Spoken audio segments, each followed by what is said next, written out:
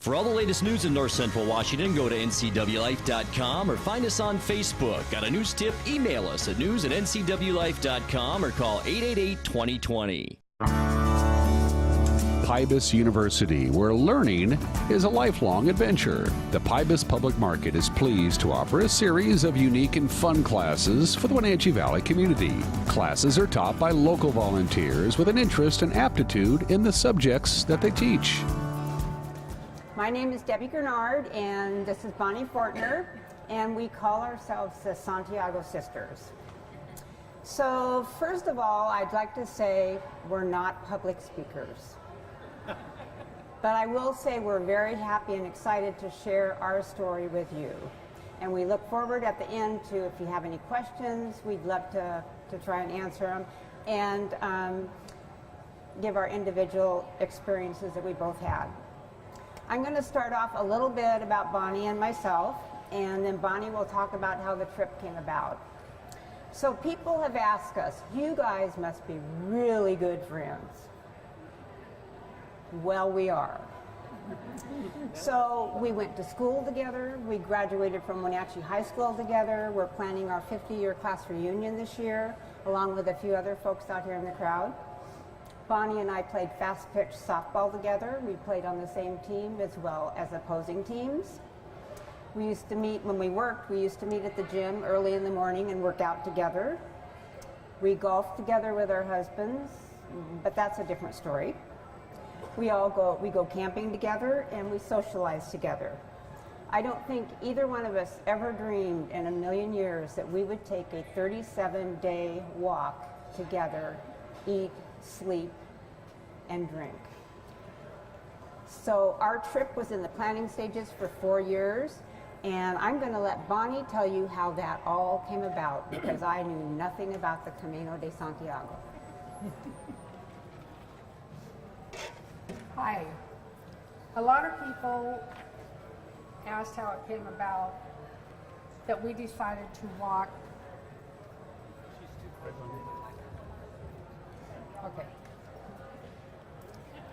Okay, I'll start over. A lot of people wondered how it came about that we decided to walk the Camino. And I think it was early 2013, I read Cheryl Strayed's book, Wild.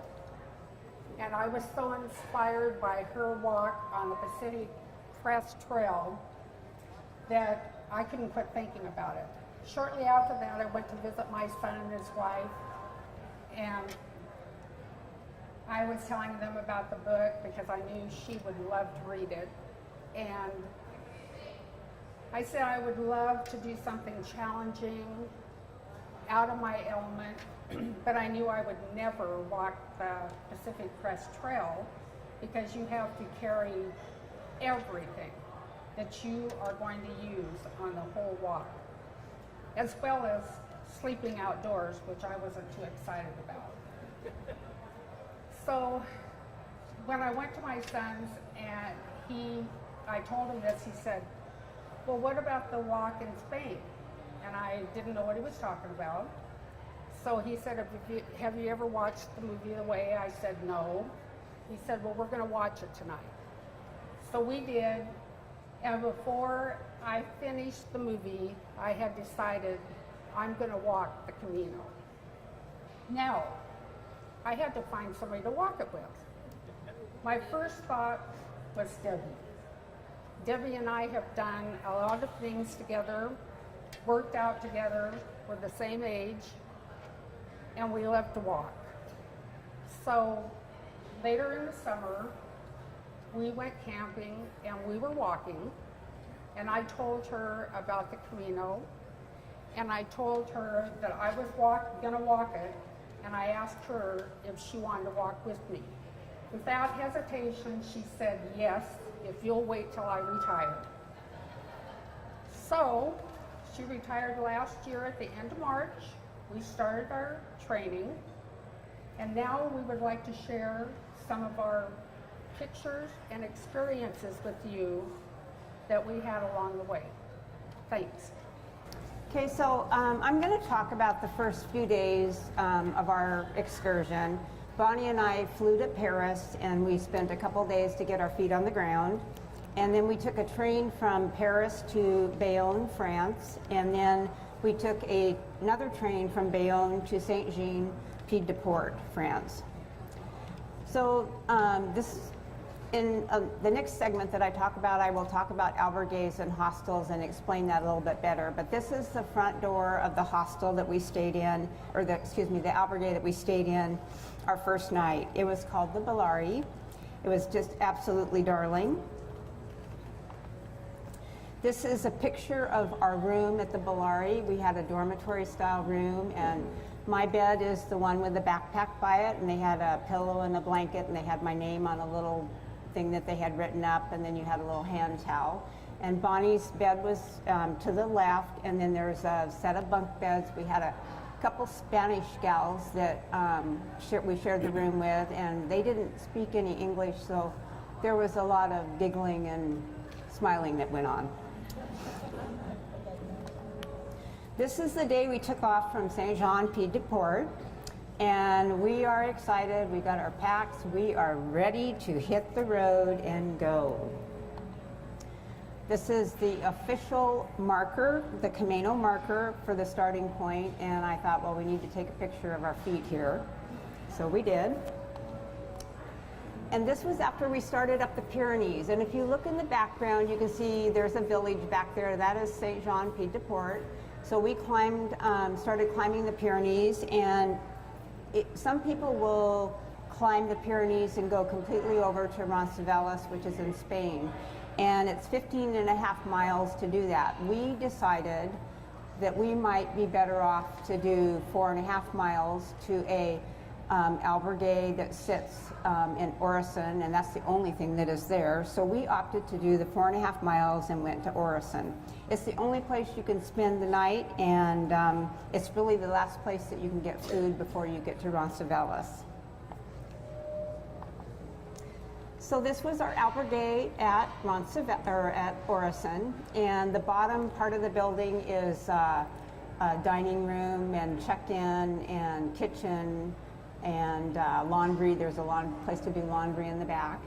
And up above you see the little slats in the windows. That's where the rooms were at. And we were in a room with 3 sets of bunks, and we shared the room with a couple, Laura and Caston from Australia, and Christine from Germany, and we'll talk about her later, and Heinz from Germany, and we'll talk about him too.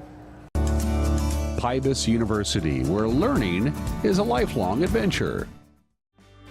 Stay up to date with what's happening in North Central Washington. Go to the NCW Life community calendar at ncwlife.com.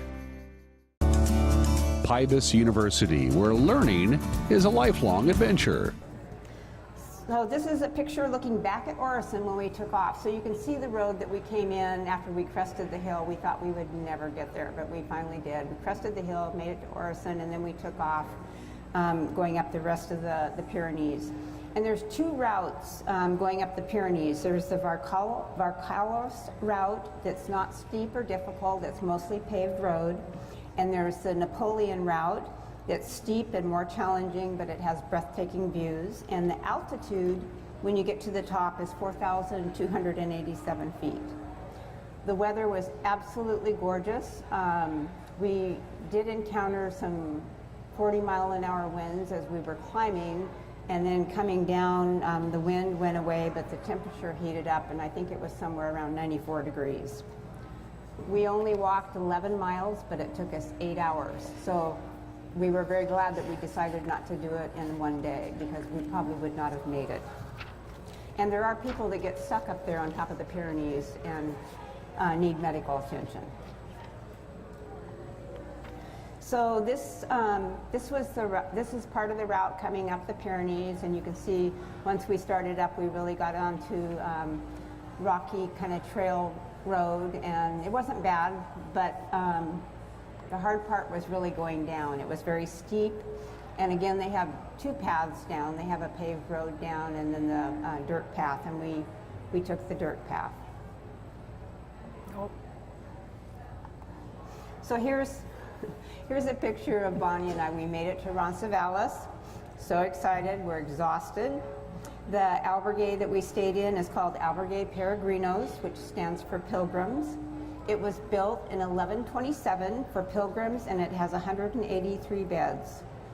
And once we crossed over the Pyrenees and arrived in Roncesvalles, we were actually in Spain. And here is a picture of our room at the albergue that we stayed at. We shared this room with a Pete and Claire from Australia, but they lived in Scotland. And like I said, there's a lot of rooms, but at the end of the hallway they have bathrooms for men and for women, so it wasn't co-ed, which made it kind of nice. When Debbie and I were planning our walk, we decided that we could complete the walk in 35 days and also have a couple of days of rest. And we based that on our training and how long it took us to walk. And actually, when we started walking and found out all the different terrains we encountered, it actually took us 37 days with no days rest. And here's a picture of us leaving Roncesvalles with some of the other pilgrims. And I'm showing you some of the terrains and pathways that we encountered on the way. This was a cement, and you can see how long the trail winds. These were cairns along the trail, and these were gravelly paths we walked on. More gravel and steps. And then we encountered some beautiful woodland paths that we really enjoyed because it was cool and it was just, they were lovely.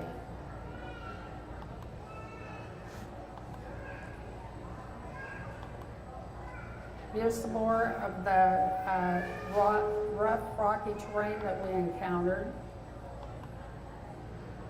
More rock. And you can see you have to be very careful when you're walking and watch your step all the way or you can hurt yourself. Now this is not the stuff they tell you in the books. Then you have long roads like this that you can see for miles and miles.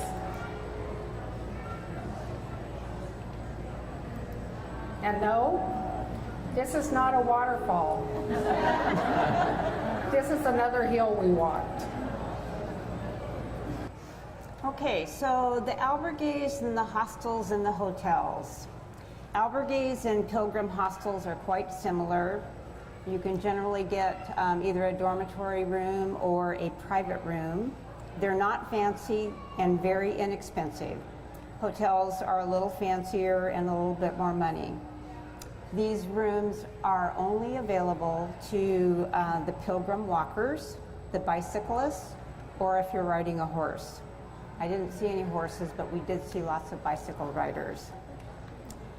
The dormitory rooms run about 9 to 10 euros, and the private rooms run about 25 to 30 euros. So if you do the math and think about sharing the expense, we were spending just a few euros more to have a private room, and we didn't have to worry about any additional snoring or noises in the night or getting up to go to the bathroom and meeting somebody else. We had to have a pilgrim credential passport so we could register at these albergues and hostels and secure a bed. This credential or passport identifies you as a pilgrim walker. So Bonnie ordered her credential online before we went, and I actually got mine at St. Jean Pied de Port at the Pilgrim's office. When you get ready to leave, you always check in with the Pilgrim's office, and they give you the information that you need about the walk over the Pyrenees and what the weather conditions are like and that type of thing. So the albergues and the hostels are operated by either local municipalities, churches, associations, or some of them are privately owned. Wherever you stayed, you would get a stamp and they would date your credential, and that way you had a record of where you had stayed and how far you had walked. some people came back on other trips to the Camino, and they would volunteer their time at the albergues and hostels that weren't privately owned. Bed bugs can be a problem, but luckily we never ran into that. We had pretty nice rooms wherever we stayed, and we also pre-treated our equipment with permethrin that we got from REI. So I'm just going to run through, that was the one that we were looking at was the San Antonio Hotel. It's in Villa Franca. And I will tell you what the population of these communities are because they're super small. That one was 147. And it was a beautifully restored historic pilgrim hospital that had been converted into a hotel. This is the Pybus Hotel in Atapuerca, and the population there is 206. This was a small place with only just a few rooms, and you could see laundry hanging out of one of the windows. I believe we had the window right above the sign, and when we went upstairs to find our room, they had these little doors, looked like they were like little people. we kind of chuckled when we got there. And as we're walking, we're getting closer to the Flat Meseta, and that is home to Burgos and Leon. So this is a typical albergue dormitory room, and this room is actually, again, as big as what you're looking at. It had a lot of beds in it, and some of them, might be just this size, but some of them are pretty large. And they do have shared bathrooms and co-ed showers and restrooms. They do have shower curtains and doors, but it made it interesting. So this is one of our really nice private rooms that we stayed in, and I just had to share the bathroom. They weren't all this nice, trust me. This is in front of the albergue San Antonio de Pua, and it's at Villa de Marzef, and the population there is 391. And then I got a couple pictures of our typical private rooms that we had, and these are pretty nice rooms. Some of them weren't quite as nice. We encountered all kinds, but these are a couple of the nice ones. And this is a picture of the albergue in Belorado, which had a population of 2,140, and this was just a super cute place. And we actually were staying in another place, but we went up and had something to eat at their bar, and they had a swimming pool, and it was really pretty nice. Most of the places that we stayed in had pilgrim dinners. Pybus University, where learning is a lifelong adventure. Please join us weekly for the 12th District with yours truly, Carrie Condata. Check your channel guide for times or go to ncwlife.com for details. Pybus University, where learning is a lifelong adventure. Some of the albergues have their own private kitchens, and you can actually go and shop at the local markets and cook your own food in their kitchens, or you can join other pilgrims and have a communal dinner when you're cooking your meals. They also have the albergues that serve food, and this is in Horace, and this was our first place we stayed, and this was our first pilgrim dinner. And here's another. It served about 100 people, and it's a really fun way to get to know fellow pilgrims because you're visiting, and it's great. A typical pilgrim dinner is a 3-course meal, and it starts out with you have either soup, pasta, or salad, and then your main course is a type of meat or fish, and usually served with French fries. And then your third is some kind of dessert, and every one of them is served with wine and water. And bread. Oh, and always lots of bread. Even if you order bread, you get bread with it. This is a place that we stayed that you had to actually walk to a different location for your pilgrim dinner. And this is the Pilgrim Dinner. There were a lot of places there, or people there, and it was really cool because they served it family style. They put great big pots out in front of everybody, and everybody just spooned up what they wanted, and it was delicious, and it was a lot of fun. Here's some of the food. And wine. And wine. Now, one of the first things we did at the end of each day after we checked into our hotel is our laundry, because you had to be sure everything was washed and dried by the next day, because you only have 2 sets of clothes. And a lot of the albergues had washers and dryers that we were able to use, but some of them just had sinks, and you washed things out and hung them outside. And as you can see, we had to make do a few times when we couldn't find any place to dry our clothes. So the bars and the restaurants and the cafes, they were amazing. And you're probably wondering, why did you girls go to the bar without your husbands? Well, these bars served food, and we'd stop at a bar for breakfast or lunch, something to drink. These were places to take off our backpacks and rest and really meet some of the other folks. And the restrooms were unbelievable. Bonnie and I both worried about what we were going to encounter as far as facilities, and I have to say the bathrooms that we encountered were clean. They had toilet paper, they had hand soap, they had paper towels, and they had toilets that flushed like I've never seen a toilet flush before. You were a little bit afraid to get too close to it because they really had some suction going on. The only problem with the bars and the restaurants is that they have siesta time. So from 2:30 in the afternoon till at least 5:30, and sometimes 7 o'clock, these places would no longer serve food. They still serve drinks, but no food. So we kind of had to plan accordingly as far as if we went someplace for breakfast and charted out how far we had to walk. If we thought we were going to be coming into the town closer to the middle of the afternoon, we probably had the people that served us breakfast make something for us for lunch, and we take it with us.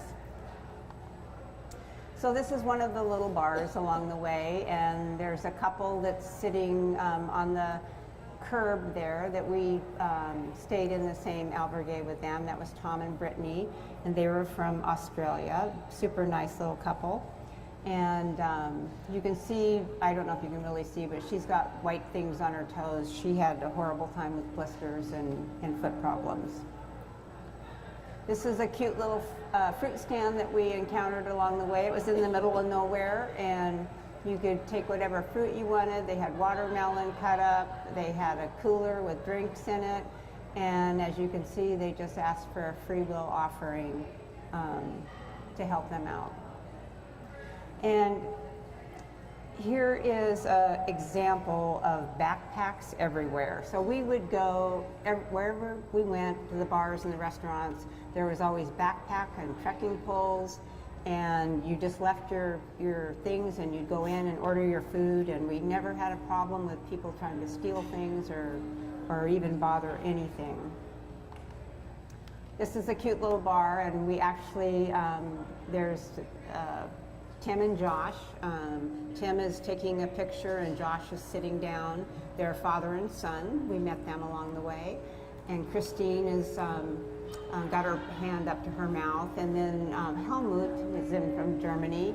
He is got his back to us. Well, his wife is getting her feet worked on by somebody that was trying to help her because she had some foot problems. This is another cute little bar, and a lot of times they'd put up a little chalkboard and they'd tell what kind of food they had for the day, and generally all these places had Wi-Fi, and they would tell you, they'd post what the password was so you could connect with Wi-Fi, and that's how Bonnie and I posted a lot of our pictures as we were going along. They called it Wi-Fi. Here's a picture of fabulous breakfast. We got hooked on fried eggs and ham. I tell you, Spain has ham. They are a pork country. They cure it. You would see big pigs with their eyeballs still in, and it was incredible.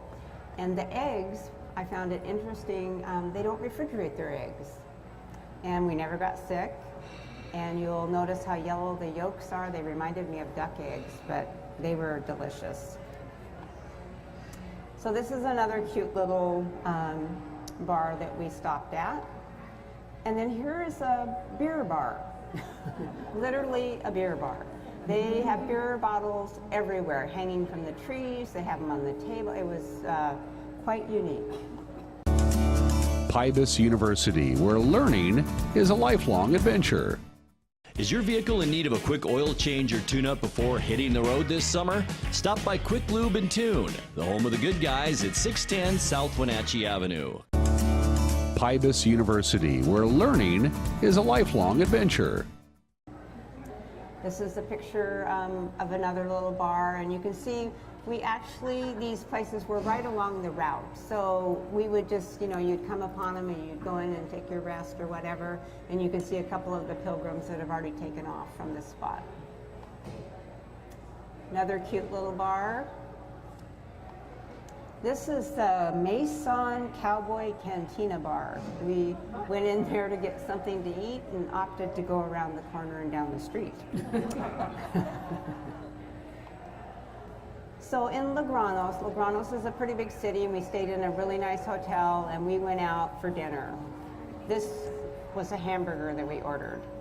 Now that is a French fried onion ring underneath that 1.5-inch piece of meat. I mean, the food was incredible, and we ate really, really well. Little advertising along the way. They're very creative. I know that I know nothing, but the second bar is cool. Socrates. We were very lucky walking the Camino Frances because the signage is really good on the Camino Frances, and we've heard that a lot of the other routes, the signage isn't as good. And it's all yellow shells and yellow arrows. And we got to the point that we just started looking for the yellow arrows because it seemed like they were everywhere. And we could rely on them. They were on buildings. They were on the signposts like you see. They were on streets. I think that's Debbie's feet there. It is. There's another one on the street. There's one, see, they paint them right on any little pole or anything that they can find. They're on even trees when you're walking in the forest. Here's one on a rock. And here is a signpost that most of them originally looked like, and they told you the kilometers you had left to get to Santiago. Another thing is that you do not have to buy bottled water in Spain. The water in Spain is all drinkable, and you can fill your water jugs every morning from your room. And almost every village has some sort of fountain like this one, and there are some really cute ones, but almost all the village has them, and they have signs on them if you're not supposed to drink from them. And this was the wine fountain. And unfortunately, it was really a cute idea, but the wine sucked. Okay, so one of my favorite parts of this whole trip was the churches and the cathedrals. This is the Leon Cathedral, and we did go inside, Bonnie and I did.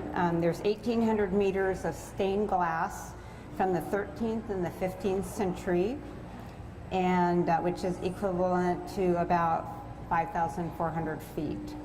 This cathedral was built in 1205, and it took about 100 years to build.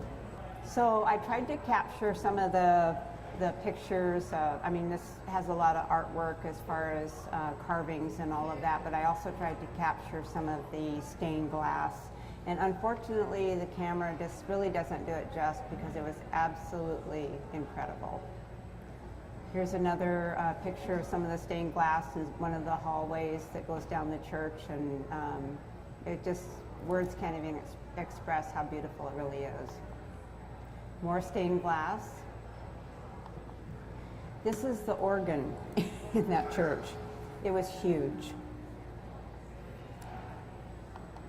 And this is another shot of the outside of the Leon Cathedral. Here's a regular church. We would see these often in the communities that we were in. This is a cemetery. They're very proud of their cemeteries, and their cemeteries are usually right in the middle of town. They're absolutely gorgeous. Here's a regular church, and you can see the bell tower up above, and this happens to have some graffiti in it. I guess I was a little disappointed. We did see a little bit more graffiti than I anticipated, but another church with the bell towers. And the interesting part about these bell towers, these communities are real small. You might have 200 population or 500 population. Generally, you're sleeping in a close proximity to the bell towers, and they do ring every night. This bell tower has, you'll see the nests up on top. They had an area in Spain that was just, had a ton of storks, and those are stork nests. This is probably one of my favorites. This is the Burgos Cathedral, and we weren't able to go inside, but we did walk around the outside. It was built in the 13th century, and you can see that bird flying up there. That's a huge bird. This cathedral was completed in the 15th and the 16th century, so you can tell it took a long time to build. This is a shot from another side. It was absolutely huge. Another front of a church, and their doors were always very interesting. And this kind of struck me as odd. It was a Western style. I just kept picturing the cowboys pulling up with their horses and tying up. And then we have a couple churches in Astorga that were pretty cool. This is a square in Pamplona, and we're just going to show you a few of the little towns that we walked through. And these big towns were huge. I mean, they were big cities. And this is the nightlife in Pamplona, and this starts about 9 o'clock at night. And it is unbelievable how everything in Spain doesn't start until after 7 o'clock. Lots of times you didn't even get dinner served till 9 o'clock. And I mean, we're ready for bed, and they're just starting to party. This is a cute little village that we were walking into. Another one. And these are the streets that we walked through in these cute little villages. We just loved walking through these. They were so fun, and the people were so friendly. Look at the flowers. Pybus University, where learning is a lifelong adventure. Have a fun video you'd like to see featured on NCW Life? Email us at newsphotos@ncwlife.com. Pybus University, where learning is a lifelong adventure. If you have watched The Way, or if you plan on watching The Way, these metal pilgrim sculptures you will see, because they're in the movie. They were placed here in 1994, and as you can see, vandals have painted some of them, which is unfortunate. So when in our travels, we went over 3 mountain ranges, and at this particular time we were traveling from Fonsabaden to Ponteferra, and we climbed the Arago Mountains. And when you cross over the Arago Mountains, at the top, this is called Cruz Ferro. which is the highest point on the Camino Frances, and it's 4,500 feet. At the top of this mountain is a wooden pole with an iron cross, and this was built some 500 years ago so the pilgrims could know when they were at the top of the mountain. I have a good feeling that a lot of pilgrims, when they go over this, they're not going in the best of weather. So for centuries, the pilgrims have brought a stone to place at the bottom of this pole, an iron cross. It was a sign of lightening your load or leaving your troubles behind. Today, all kinds of symbolic items are left there in memory of something or someone they love. I left a travel coin that my husband gave to me about 30 years ago, and inscribed on that coin was, "God protect us as we travel, by air or land or sea, keep us safe and guide us wherever we may be." Bonnie and I are going to share a little bit about some of the people that we met along the way. And the first couple people I'm going to talk about I don't have pictures of, unfortunately. But they helped me out a couple different times. And there's a saying on the Camino will provide, not necessarily everything you want, but it will provide.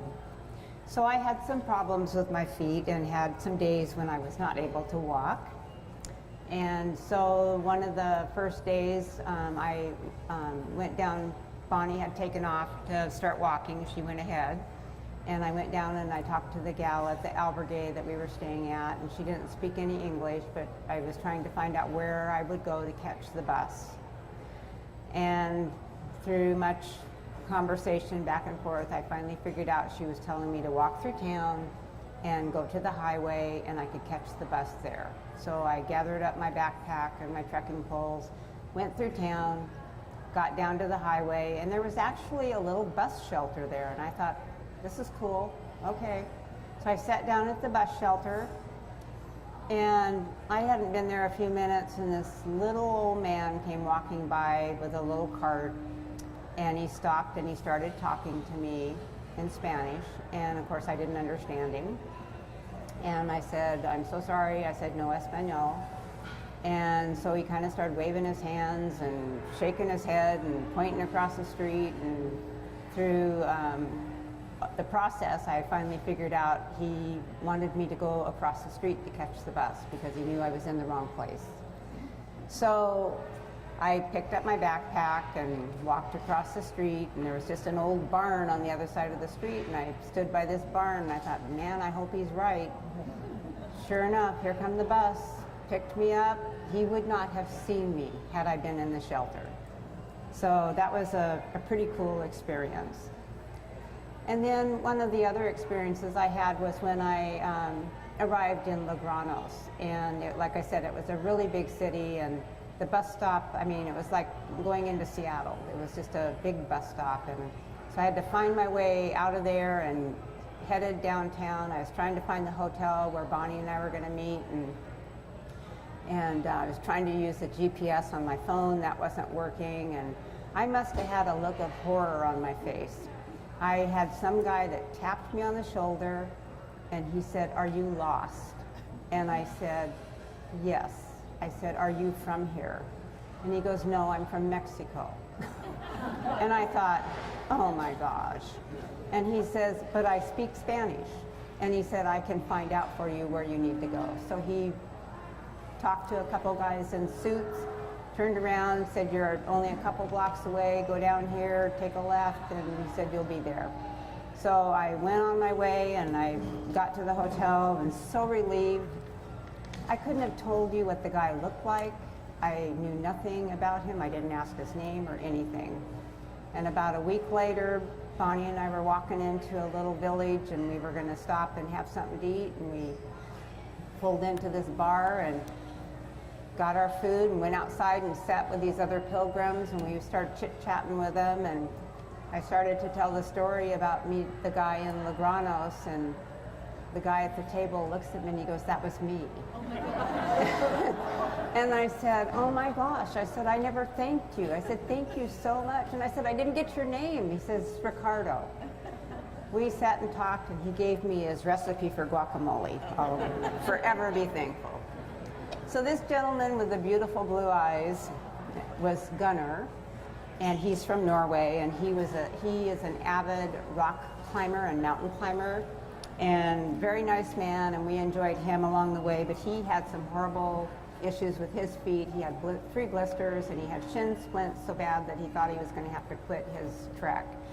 But he did get medical help, and he kept going, and we're not sure if he made it, but we're assuming so.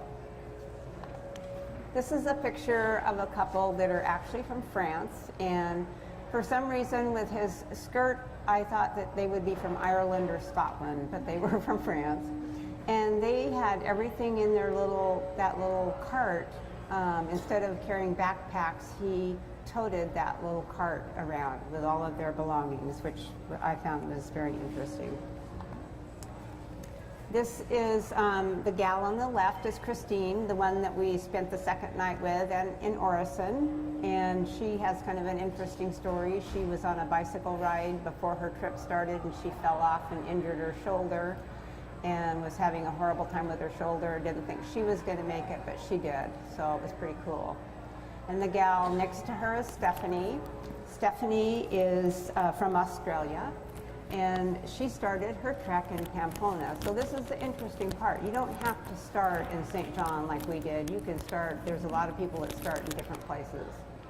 And she actually stayed in the same hotel that we stayed in Pamplona, and we met her as we were checking out and leaving town, and she helped us get out of town. Sometimes getting out of these bigger towns was really, really hard. The markings weren't always the best. It was very confusing, and if it hadn't been for her, we might still be in Pamplona.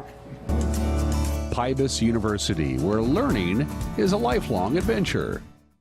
Are you wanting high-speed internet but don't have access to PUD fiber? Try Sky-Fi high-speed wireless internet from LocalTel. Call 888-8888 today. Pybus University, where learning is a lifelong adventure. So this is a picture of Bonnie and Christine, and then Alicia. Alicia is from Seattle, and I found it interesting because she is the director of the Polish Festival in Ballard. And so her and I had a lot of fun comparing notes with the festival that she directs and Apple Blossom Festival, so it was quite interesting.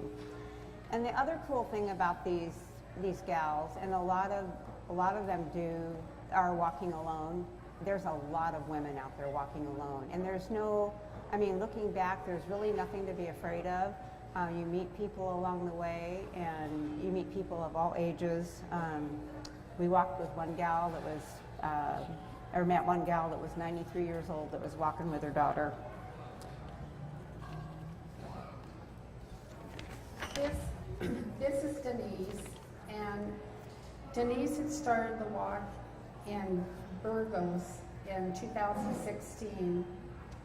No, she started in St. Jean, and when she got to Burgos, she got a call from her daughter that her grandson had passed away unexpectedly, so she had to leave and go back. She's from Victoria, British Columbia. She came back in 2017 and started her walk in Burgos, and she was going to complete her walk this year. We met her several times and had some really nice visits with her. She had a very interesting story. This is Helmut and Judy, and they're from Germany, and they walked. They were just going to walk to Lyon because both of them had jobs they had to get to. And Judy, I think it was 5 days out of Lyon, she twisted her ankle, and they ended up, I think Debbie was talking about somebody working on her ankle earlier. They ended up having to take a cab into Lyon, and they were going to try to stay a few days there, even though she was having trouble getting around before they headed back home. This is Heinz.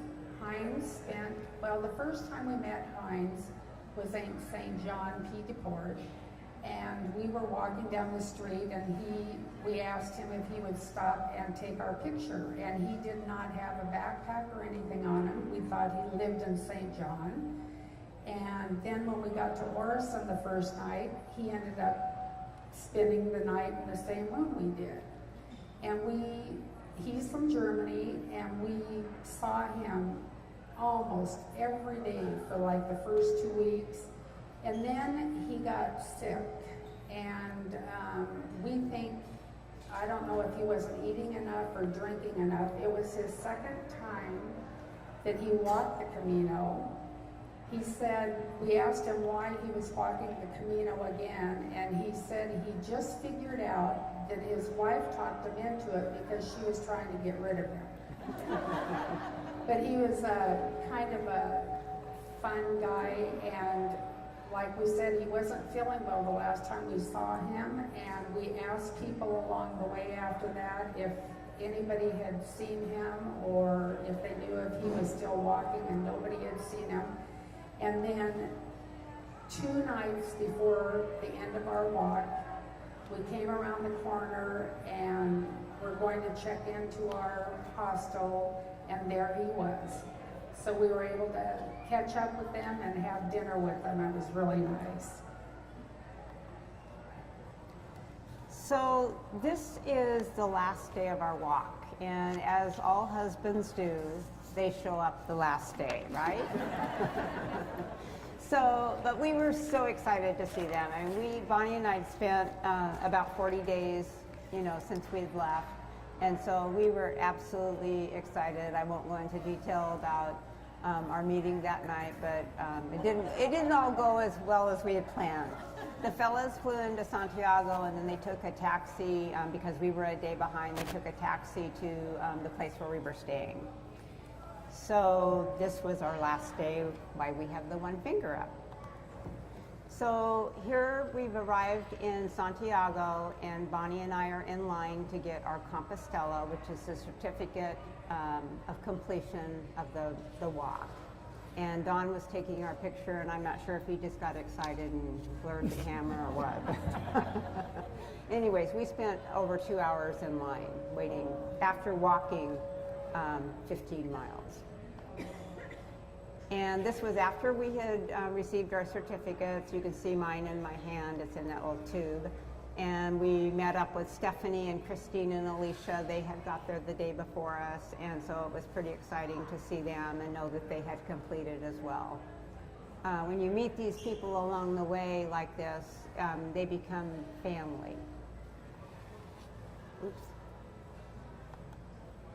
Here's a picture of Bonnie and I in front of the Santiago Cathedral, and this is like a famous place to have your picture taken with your certificates. Unfortunately, the sun was in the wrong place, and there was a huge amount of renovation going on at the front of the church, so it doesn't look very pretty, but it is a beautiful, beautiful church.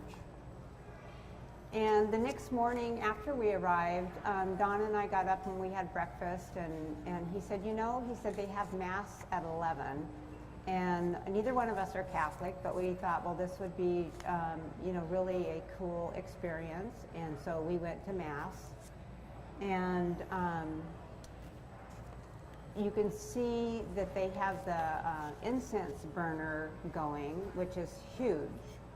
And if anybody's Catholic, or if you've been to a Catholic Mass before, the significance of the incense burning is prayers to heaven. And that incense burner, I'm guessing, must have weighed like 500 or 1,000 pounds. You can see the guys to the left of the man that's by the incense burner. There's like 6 men pulling on this rope, and what they do is they get this incense burner swinging and swaying the whole length of the cathedral. I mean, it is a sight to see. This was another shot of the Santiago Cathedral from the backside. And then this is the remains of St.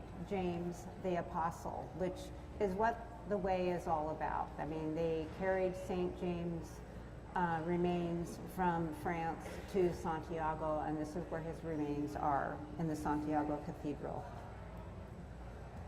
So that was pretty cool thing. And this is just a picture. I tried to capture the painting. The painting is so old in the cement, but it was absolutely Absolutely gorgeous. So we want to thank everybody for coming tonight and let Bonnie and I share our story, and we're going to leave you with a thought. And then if anybody's got any questions, feel free to let Mike know, and we'd love to try to answer.